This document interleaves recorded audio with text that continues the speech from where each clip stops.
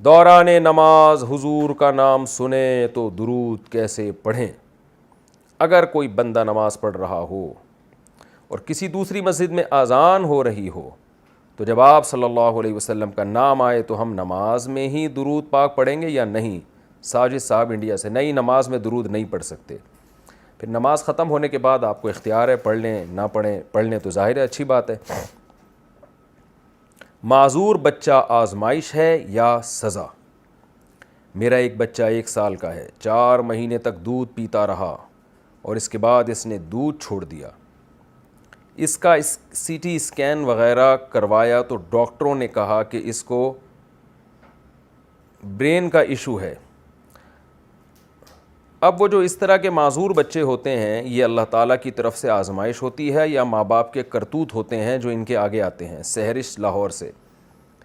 یہ بالکل غلط ہے کہ معذور بچے کو یہ سمجھنا کہ یہ میرے گناہوں کی سزا ہے، بلکہ یہ اللہ کی رحمت ہے. آپ کے لیے اللہ نے ایک جنت کمانے کا ذریعہ بنایا ہے، اور بالفرض اگر آپ سے گناہ بھی ہوئے ہیں تو اس معذور بچے کی خدمت سے اللہ سے امید ہے کہ اللہ ان گناہوں کو معاف کر دے گا، تو پھر بھی یہ اللہ کی رحمت ہے. یعنی اس کو اللہ کا عذاب نہ سمجھا جائے، یہ اللہ کی رحمت ہے.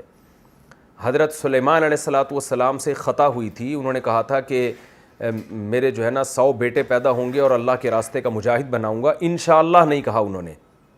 تو یہ جو پیغمبر ہوتے ہیں نا، ان کی چھوٹی غلطیاں، چھوٹی خطائیں بھی بہت بڑی خطا سمجھی جاتی ہے اللہ کی نظر میں، کیونکہ یہ ان کا مقام بہت اونچا ہے. تو اللہ نے، چونکہ انشاءاللہ آپ نے نہیں کہا، تو اللہ تعالیٰ نے آپ کو تنبیہ کیا کی کہ آپ کا 100 بیٹوں کے بجائے ایک معذور بچہ پیدا ہو گیا. تو اس سے کیا ہوا کہ آپ سے جو خطا ہوئی تھی وہ اللہ نے معاف کر دی.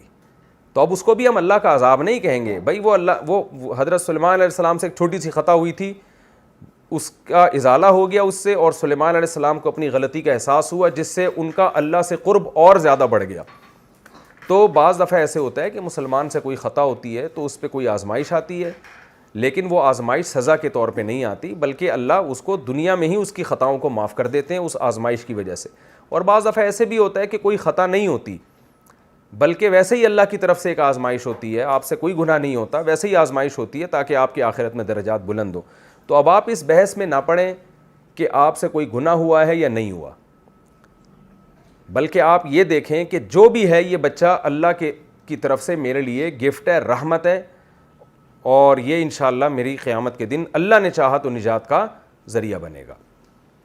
اور ویسے گناہوں سے بہرحال توبہ کرنی چاہیے. وہ تو بچہ معذور نہ بھی ہو تو بھی اگر کوئی گناہ ہوا ہے تو اللہ سے اس کی توبہ کرنی چاہیے، اور گناہ یاد نہیں بھی ہو تو بھی یہ سوچ کے توبہ کرنی چاہیے کہ اے اللہ، یہ کہہ کے توبہ کرنی چاہیے کہ اللہ اگر مجھ سے کبھی زندگی میں کوئی گناہ ہوا ہے تو مجھے معاف کر دے. یعنی وہ بچہ معذور ہو یا نہ ہو، گناہوں سے توبہ تو بہرحال کرنی چاہیے.